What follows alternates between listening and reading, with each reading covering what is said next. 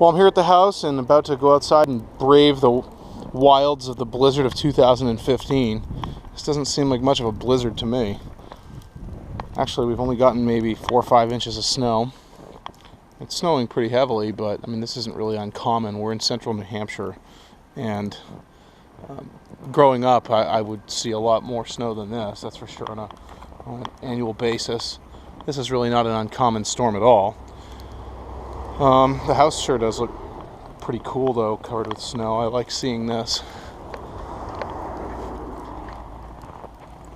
Taking a little walk down the street here.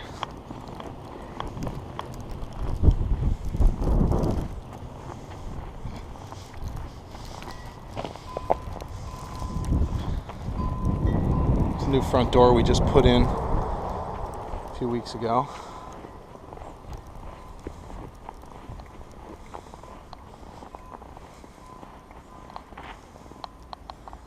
I really love the Revolutionary period, architecture-wise, design-wise, building material-wise. This house was built in 1780. It's 235 years old. It's just a traditional cape with an 1830s period L that was added on after the fact.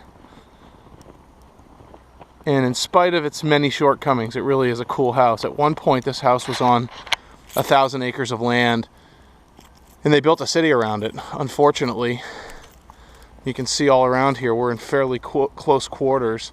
I mean, it's not an urban environment. It's not even a suburban environment. It's still somewhat rural. I mean, we're in the middle of the town, but it's a small town. The real issue is that I don't have a trailer big enough to take this house off the foundation and bring it to 1,000 acres, or even 100 acres for that matter. So the objective is to build something like this on such a piece of property way out off the beaten path. Maybe one day. For now, I'm going to jump in the truck against the advice of all of the authorities who want me to stay home and do nothing all day today and ignore my responsibilities. And I'm going to try to drive, just like that guy's driving. And all the other people have been driving. I think we're going to do just fine. Well, I just got in the truck and there's not even enough snow that I had to wipe it off with a brush. So I'm just going to turn it on and use the windshield wipers. This is really a big disappointment for a storm. Well, that wasn't too hard. We'll stay in two-wheel drive. I'm sure that'll be fine. And I have terrible, terrible tires on this truck. Terrible. They're just all-season tires that they're just really slick. They're awesome on the highway. They're great. But in the snow, what a joke. You might say, well, why don't you put other tires on? Well, I do. I have big 35s that I put on it. During the other 3 seasons, they aren't very good in the snow either. But given that I drive up to the off-grid property so many times in the winter, I really want to have some good highway tires for the majority of the time when it's dry out. When I get up to the top of the hill, I'll chain up the tires and turn this thing into a skidder. So even with these terrible tires, I was able to bust through the snowbank. No big deal.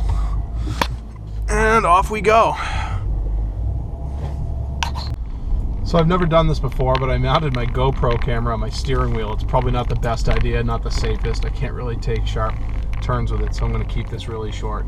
We're driving around, blizzard 2015, and it's such a overestimation by the weather people and by the officials and the government people. I can't help but think that this is almost intentional. It's just really pathetic.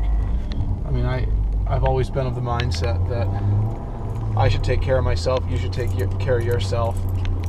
If we're friends or neighbors and we've treated each other appropriately, that if I need help, you'll be more than willing to help me.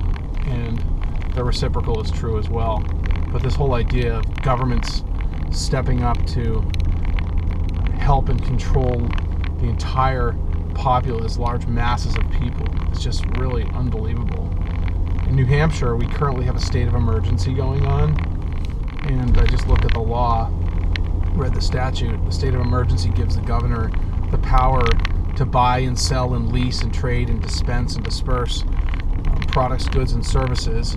And the law explicitly states that she has the power to do anything that's in the best interest of the greater good, so to speak, and that she can do so without regard for any law. I mean, that is just unbelievable.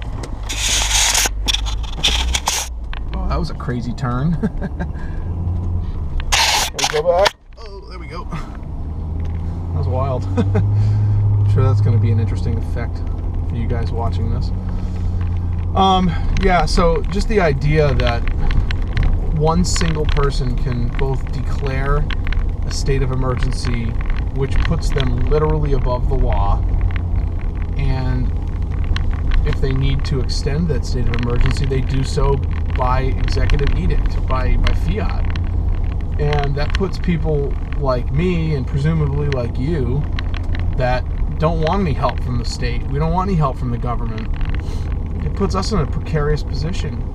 Also the law states that the governor can compel evacuation of emergency affected areas. Well, what if my property is considered to be an emergency affected area, but I'm doing just fine? Let's say the power's out, the water's out, God forbid the cable's out and the internet's out, and she declares it a state of emergency. Does that mean she has a right to force me out of my house, my property, even though I'm doing just fine? I have plenty of food, water, energy plan, a whole contingency plan for the just in case. Does that seem right? It just goes to show what the mentality is of so many people. I would say the majority of people in this country. We went from a fiercely independent people with such independence that we were willing to fight and die for our independence, to a people that is just dependent upon the government and the state and the redistribution of assets and abilities. And I don't know, it's pathetic in my opinion. It's very pathetic. I would bet that many of these people don't even know which end of the hammer to hold. That's not an original of mine. That came from a friend of mine. You'll probably meet him in the upcoming weeks. So I guess that's all I'm going to rant about for now. I just want to let you know that I'm doing 40 miles an hour right now in a 35. I guess I'm breaking the law right now.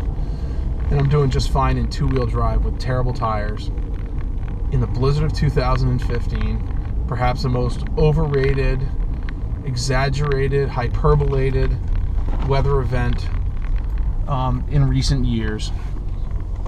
So until the next state emergency, I'm going to sign off. Actually, I'll probably be back in the next video much sooner than the next state emergency. If you enjoyed this video and at least maybe it inspired you to think, whether you agree with me or disagree, I would like to hear your comments. I'd like to see the thumbs up if you actually liked it, and I would love to have you subscribe to the channel. Thanks a lot.